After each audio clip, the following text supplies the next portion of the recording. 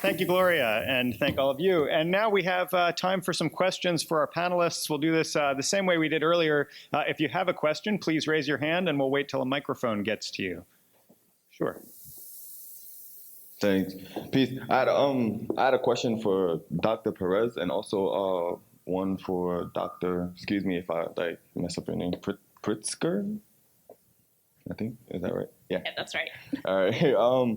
My first question to Dr. Perez was in the beginning you started talking about this political context of immigrants and just how this social rhetoric is being pushed around, especially on a federal level in terms of political candidates. So I was kind of wondering, because it's been a thought in my mind, coming from undocumented woman, my mother immigrated here when she was small from Trinidad. What does that mean for America? What does it mean for Americans to be backing someone so strongly who is so violently opposed to immigrant relations and so violently dehumanizes the immigrant population in America?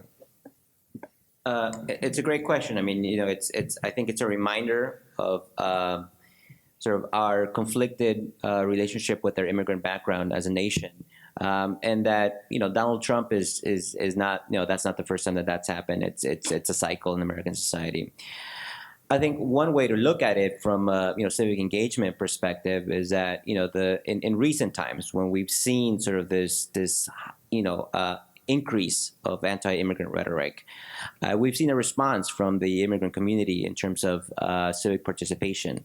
And so I know for a lot of people, for example, the media images of marches in 2006 where youth, all of a sudden people were asking in the media, there was all these articles about where did all these immigrant youth come from for these huge, large marches that, were, multi-generational. There were parents, there were children, there were grandparents marching sort of this proposed anti-immigrant legislation.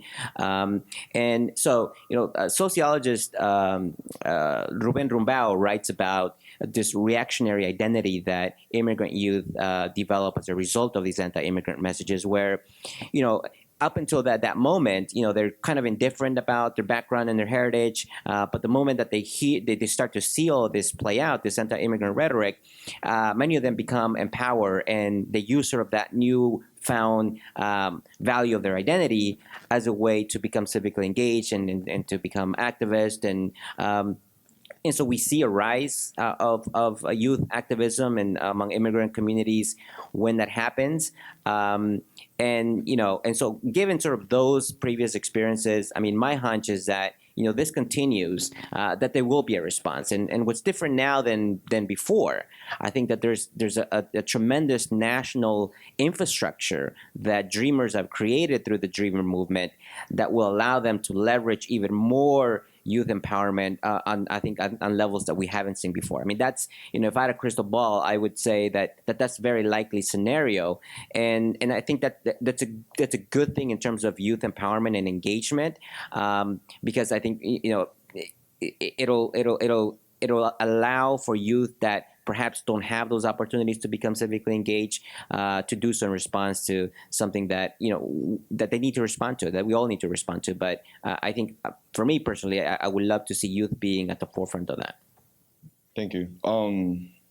I have so much more I want to talk to you about. All right, one more quick question for Dr. Pritzker. Yeah, definitely. Dr. Pritzker, you were talking about youth engagement and just how those type of opportunities don't really exist here in this country. But I was wondering, how do we take certain models, certain European models, like Switzerland and Germany have, where they actually have thoroughly integrated youth into their social engagement and civic responsibilities, where youth are given jobs and things like that to keep them active and inside of society in a positive manner. And also in early America, how when a lot of immigrant gangs from the Irish community and German community were coming about, the U.S. government didn't say, oh, we're going to lock all of these young people up. They said that we're going to, invent programs and institutions that are going to help and support young people. So how do we take some of those models and some of those situations and actually apply it to this 21st century logic that we're having around young people? That's a great question, and something that I've been doing a lot of thinking about recently. I think there's lots of ways. I think that some of what you're describing are sort of large scale of how do we as a government even integrate youth and think about it. But I think one of the places that I'm really interested in starting is it's kind of on a smaller level, is looking at some of these programs that take place. It's about things like campus climate, even in schools, that where youth are given a voice in their school and asked their opinion about things. And I mean, often we have a student council that's this selected group of leaders, and maybe they have a real voice, or maybe it's a little, often I think our participation of youth in this country is very tokenistic.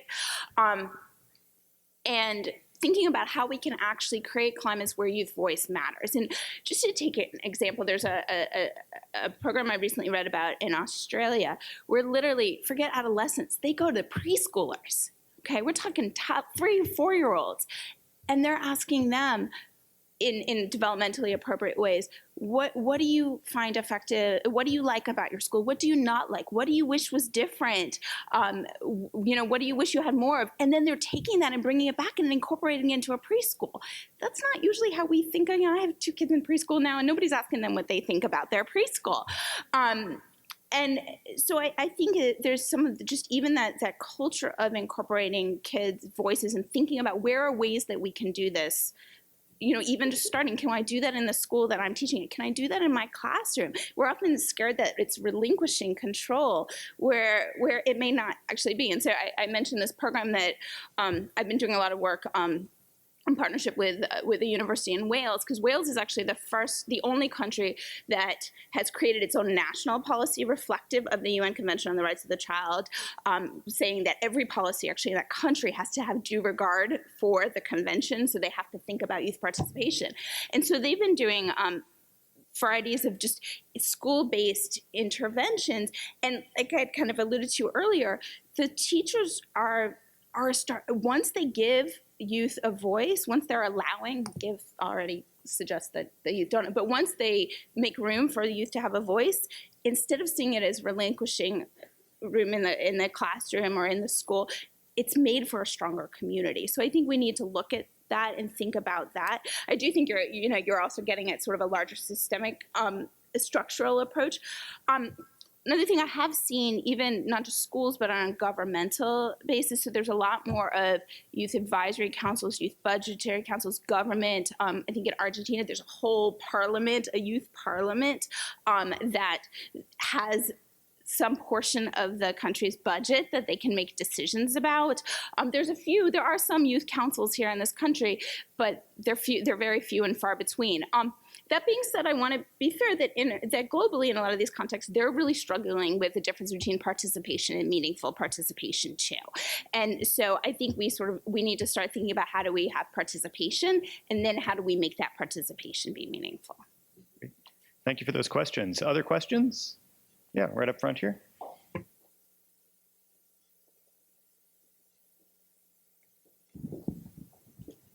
This question is for Gloria. So speaking of engagement and participation, you mentioned family engagement, and I think it's one of those blanket terms that we kind of hear and don't always know how to quantify or qualify, or what does that mean? So my question is it that it's not happening, or is it that we aren't measuring it? And if we aren't measuring it, how can we go about doing that in more creative ways? And if it's not happening, what are the barriers? Or maybe it's a combination of both. That's a great question.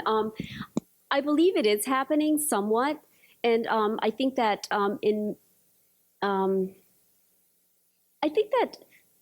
those families who are engaged because they have a culture, they come from a culture where family engagement was a norm that was expected.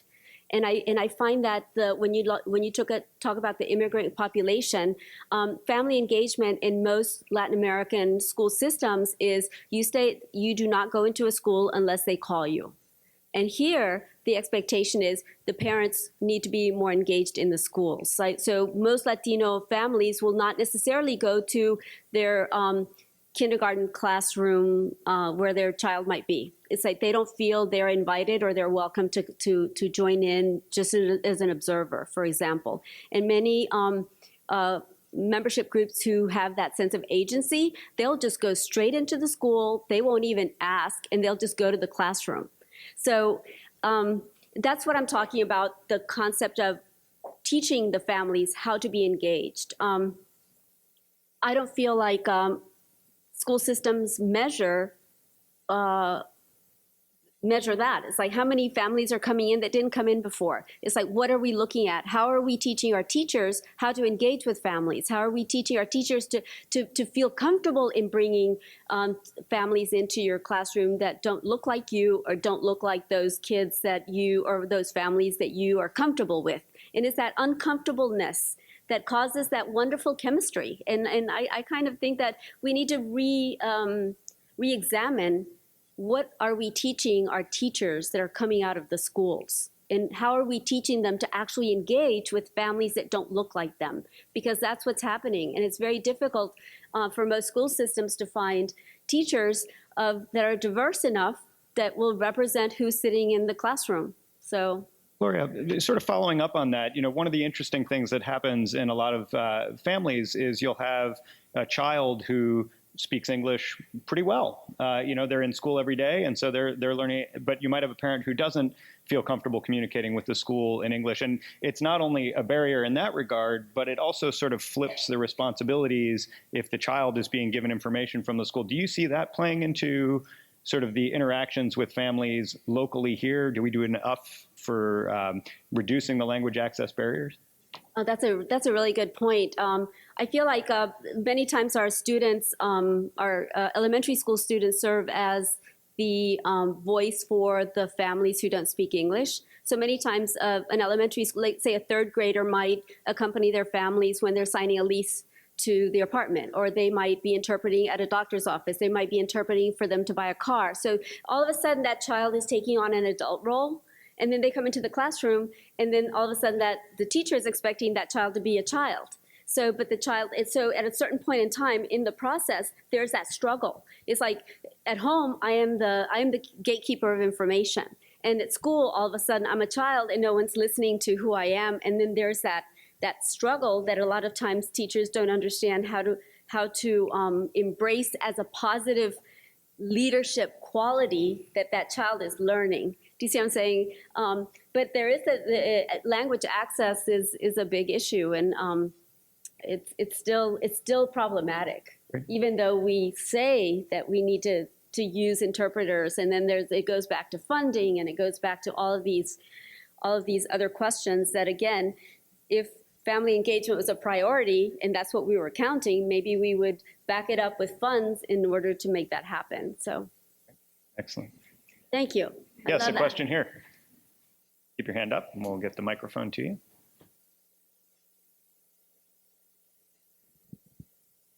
Sorry, I feel like I have 10 questions for every session, so I'll try to be brief. This is actually focused for Dr. Perez, mainly. So my thought right now is that I teach ESOL and Becoming Global Citizen, an elective course based on youth empowerment. And in my work with Latinos, they have a lot of passions, they have political views, it comes up in discussion, but they definitely feel like nobody's listening and there's nothing that they can do beyond talk about it in class. So I'm wondering if you can offer any resources for how to start organizations. I mean, our school, we don't have a Latino Student Association. There aren't even any community groups that I know of to help them become part of a youth community organization. So just looking for resources. Thanks. Thank you. That's a great question. I'm surprised actually we haven't touched on this yet in this conversation about youth empowerment. One of the trends for undocumented youth in terms of how they become empowered, even if they live in communities where there isn't a critical mass yet, is through social media. I mean, I think the Dreamer movement would not be as powerful, as huge, as large, as extensive as it is if not for social media, Facebook and Twitter, being a way for youth to connect and to sort of coordinate and to learn from each other. So I think, social media is an important medium, and it's one that it's it's not only useful for youth, but I mean, with the previous question about parental engagement, I mean, there's now Facebook groups and organizations of parents. And so, for example, there's one called Dreamer Moms.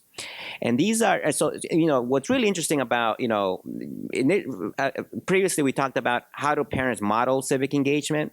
Well, with Dreamer Moms is the children modeling civic engagement for their parents, who oftentimes, are afraid because of concerns about deportations. So one of the first chapters of Dreamer Moms is in North Carolina, and there's one in Nebraska, there's others. There's even a Dreamer Mom chapters in Tijuana, just across the border, of deported youth and families who are organizing to lobby for immigration law changes that will allow them to come back and visit their loved ones in the U.S. Because once you get deported, there's a 10-year ban on you being able to come back. And so there's an example where youth are modeling for the parents, and the parents are involved, and they're bringing in, their friends, and all of a sudden you have this, this growing group of parents. So I would say the first place to look into is social media, and social media, is a good way to connect with, to find out who's doing things locally that you may not know about, and the fact that that's where youth are. I mean, if you want to connect to youth, I mean, that's the easiest way. For me, when I started doing this work, I was a neophyte as it comes to social media. Now my colleagues look to me for advice on social media and strategies, and I've had to develop that as a scholar, as somebody who studies youth civic engagement and undocumented youth civic engagement. I mean, I had to adapt to that, because in order to deeply understand the issue in ways that I can write and theorize about and conduct research, I have to be able to decode it and engage with social media in the ways that youth, engage and use social media. Right. Well, and I have to warn you, very soon people are going to start tweeting that they're getting hungry. Right. So we have to wrap up really quickly. But I want to thank all of our panelists here today. I hope that the perspectives that we've gotten from the folks who are working with and researching the immigrant and undocumented youth, that we can take some of those lessons and address some of the same barriers as we're talking about other youth of color. And so we have great panels still coming today. We'll have lunch is served in the back. Help yourselves. And then we'll be returning in a while to hear our keynote speaker, Leon T. Andrews, Jr. So please come back for that. And thank you. Please join me in thanking our panelists.